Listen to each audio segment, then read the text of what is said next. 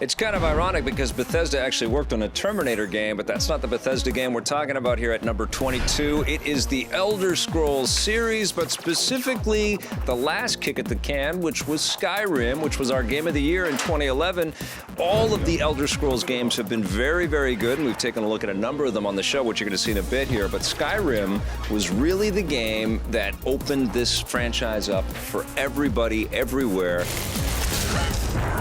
I mean, the word that comes to mind when I think of Skyrim is comprehensive. Every video game since the dawn of video games is buried in Skyrim. Yes. I mean, it feels like a landfill that you just go through and you just unearth incredible treasures. You're unearthing villages, you're climbing mountains, you're crossing vast seas. I mean, this is a world that just doesn't quit. Let's go.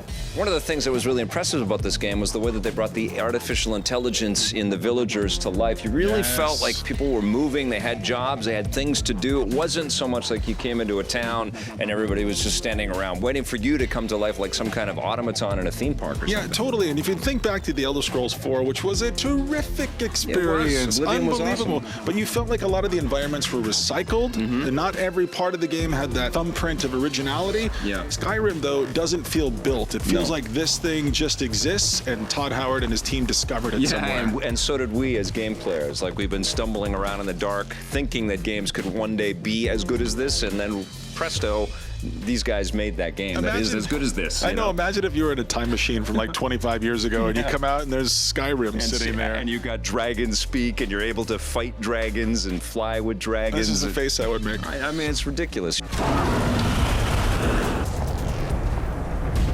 You've got all of these incredible powers, an unbelievable amount of Diablo-esque weapons. You can get married and buy houses and ride horses.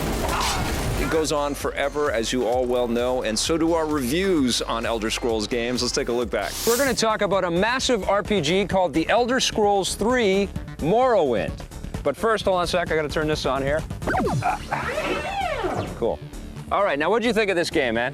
Well, I mean, this has got to be one of the biggest video games of all time. When I say big, I mean like it's almost too big. You can be a thief, you can be a mage, you can be an assassin, you can be a fighter, and about 20 other different things. You can look like a lion, you can look like a there's 10 different beast races. Creature. There's tons and lots tons of different and tons skins, of stuff lots like of that. different facial sort of animation stuff. Aesthetically, this game is absolutely astounding. I mean, it really looks beautiful. I love looking up at the night sky and seeing these sort of distant planets up in the sky, and then in the morning the sun will peek out over the hills and make this amazing flare through the mists of a morning. Today in Versus, it's the battle of the two huge action RPGs, Kingdom Hearts 2 from Square for the PlayStation 2 against Elder Scrolls 4 Oblivion from Bethesda for the Xbox 360 and PC. But here's the thing, is that, you know, Oblivion, the environments are really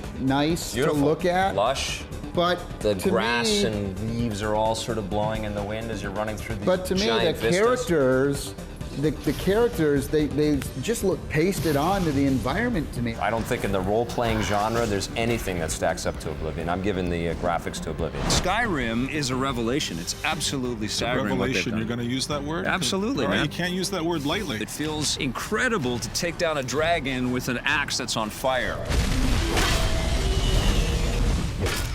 Probably the most accessible of the sword and sorcery, open, massive RPGs I've ever played. Well, these games have been around for a long time now, and I think one of the things that sinks a lot of RPGs that we play, the fact that it's just so hard to manage your inventory, the fact that it's so hard to figure out where you are, where your quests are. And I gotta tell you, they make all this information always so easy to access, and you never feel lost, really. The game can be as deep as you want it to be, or it can be a completely shallow hack and slash experience where you're just doing the main quest and you're done and you move on with your life. But you know, Skyrim got its hooks into me, pulled me in early, and held my attention and kept me entertained and really sucked a lot of my free time out of my life. It's amazing. I mean, honestly, this is the best game that these guys have made. For sure. And as I predicted, it's the best game I've played in 2011. It's even better than Batman. Yeah, I mean, it's massive, it's enormous, it's epic. The level of depth and detail, it can't be touched.